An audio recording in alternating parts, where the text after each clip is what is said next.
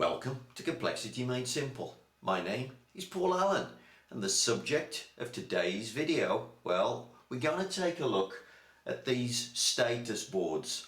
Very lean, I would suggest, in nature. The idea of being able to walk up and instantaneously see the status of something because of the use of visual management tools. Yeah, so and often what's going on is the idea of colouring something in red or green to indicate its status. Now for me, there are times when this is a great thing to do and the status is instantaneous, and by the way, the response to it should be clear and unambiguous. It should be very easy to know what to do next. But there's times when this red-green status visualization is completely the wrong approach. And here's where I want to start. Because the little example I've put on the board here is when you're doing this for your measures, for your key performance indicators, something where there is data attached to it. Now I've just written up some likely candidates that might be on this board here. OEE, OTIF, on time in full, or your schedule adherence measure, and we've just put it up as I've just indicated, red or green. Of course, alongside these, I suppose there may be some numbers written in there, so we may see the actual figure written in, and then we've got this red or green status. Now, I have to fight constantly with people where they've collected, in some cases, large amounts of data, really valuable data that would help them to understand their process. And then they literally throw away all the value by just looking at a single data point. These measures, because they are measures, because they are on a measurable scale, it's variable data. All of these should be on a graph. Yeah, so what you should be doing here, let's take the OEE as an example.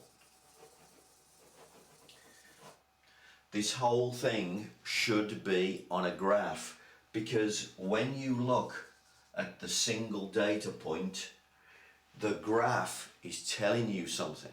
It's telling you what you need to do next. And this is valuable data. And it literally is free information. You've collected all this data for months and months and months.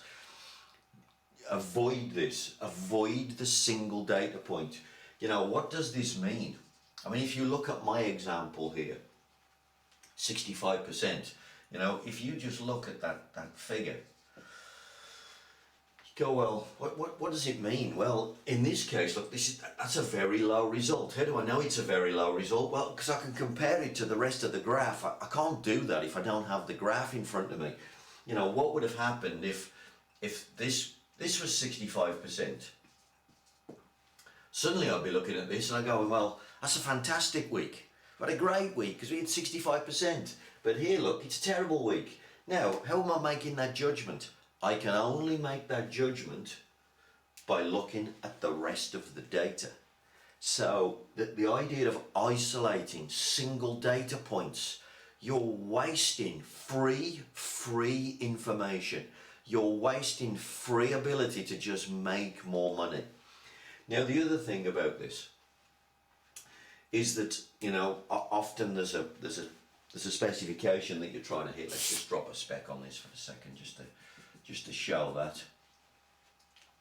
Now, of course, what's going to happen here is this thing's going to go red every time we break this limit that we've put in, and it's some arbitrary limit. Let's say it's 70% OEE that we want to beat. And of course, if we drop below that, then the status is going to go red. But if the status goes red, there's an important question you've got to ask. And again, it needs the graph. When the status goes red, you have to ask the question, Am I in chaos or control? Chaos will take 3 months to fix. It needs a team and a project. Control, on the other hand, could take 3 minutes to fix. It's very quick. Usually, one person can sort that out. Now that graph, for instance, is showing me that the process is in chaos. This is going to take 3 months to fix and I need a team. How can I make that judgment? I'm looking at the graph. What does control look like, on the other hand? Well, control would look like this. Everything was going great, and then suddenly the process did that. So here's the limit. This is a single event. Yeah, this will be very quick to isolate, find out what was wrong, and put the problem right and remove it. So this, if the graph looks like this, it's going to take you 3 minutes, maybe 3 days, depends what the problem is. But it's going to be very quick, and usually one person can do this. When you're dealing with a noisy process where there's huge amounts of variability, when you've got that chaos, you need a team and you need a project. Now I need to make that decision, but I can't make that decision from this board. You're wasting huge amounts of influential data. Okay, so what would you put on a board and go red and green? Instantaneous status. Well, here's the kinds of things I would put on a board. I would put things like, okay, what's the maintenance status of the machine? So this would be specifically on a particular machine. So I'd walk up to a machine, I would have a status board, and it would be saying, what's the status? Let me get a pen here. What's the status? And if it's saying, well, okay, the status of the maintenance is red, well, there's an obvious reaction. Stop the machine and do whatever maintenance routine you're supposed to do.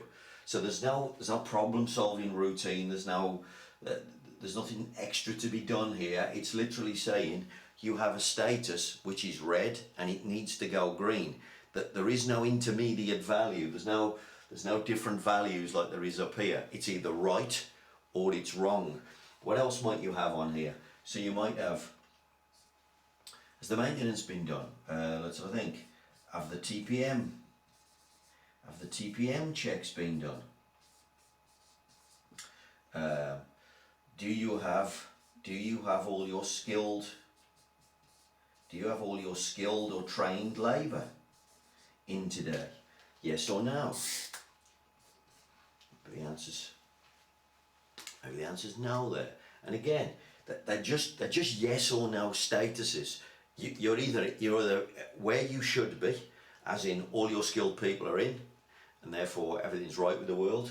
All your maintenance is being done, therefore everything's right with the world. What else might you have here? You might have our standard settings being used. Yeah, so again, what's the status? Yes or no? And if you think about this, this really is predicting forward. This is looking backwards. You see what this is saying is, let's say you do this status in the first hour, then you walk up to the machine. Well, if you've got some red flags on the status board, we didn't do all the maintenance routines on the weekend, we have some skilled people that are missing today, or we're having to use non-standard settings, that's a red flag. That's saying these numbers are probably not going to look great tomorrow. This is a forward-looking thing, because it's basically saying if you allow this to continue, your performance is going to be shocking. Put it right. And there's no problem solving or analysis to be done necessarily. You're either status green or status red. Status red is not allowed. Status green is where we need to head to. put it right and put it right now. And it's telling us forward performance will be terrible if we don't do this. So this is forward looking, this is backward looking. Not only that, this is a waste of great data. You know, we should be looking at graphs. Where it's a measure and we can look at the graph, then do it. Where it's a status and we say, is the status as we intend it to be? Yes or no? That's when you use the visual management.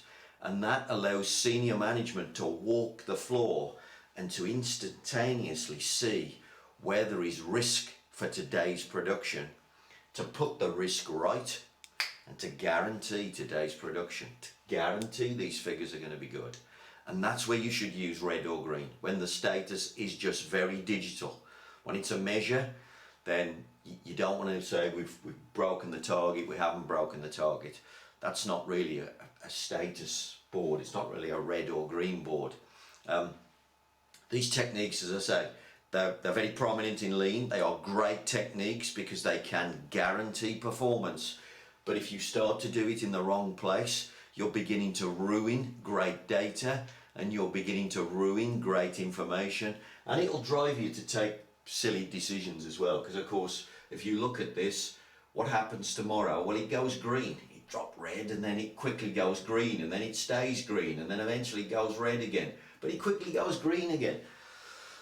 It doesn't encourage you to actually fix the problem properly because you're not looking at the pattern. Use these status boards correctly. They are brilliant. Guarantee your output. Use your data correctly. They are brilliant. Take long-term process improvements. If you use the two correctly, you'll make pots and pots of money.